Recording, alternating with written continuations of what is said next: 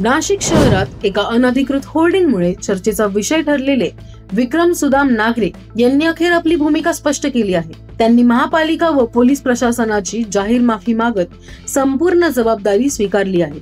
अंबादास जाधव यांच्या वाढदिवसानिमित्त जो होल्डिंग लावण्यात आलं होतं, माझा देखील फोटो होता। त्यावेळेस मी नाशिकमधून बाहेरगावी होतो, पण जो शहर विद्रुपीकरणाचा जो काही गुन्हा दाखल झाला त्यात मी गुन्हा पात्रता असून मी तो काही दंड असेल दंड भरेल। या अनधिकृत होर्डिंगवर शहराचे विद्रुपीकरण झाल्याचा आरोप करत सरकारवाडा पोलीस ठाण्यात गुन्हा नोंद करण्यात आला आहे। यावर प्रतिक्रिया देताना नागरे यांनी सांगितले, व नाशिक महापालिका, नाशिक शहर पोलीस व सिंगम पाणी कमिशनर संदीप कर्णिक साहेब यांची मी माफी मागतो।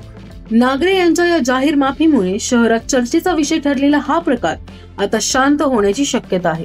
मी चुकलो, तुम्ही चुकू नका। त्यांनी शेवटी एकच संदेश दिला, नाशिक जिल्हा कायद्याचा बालेकिल्ला।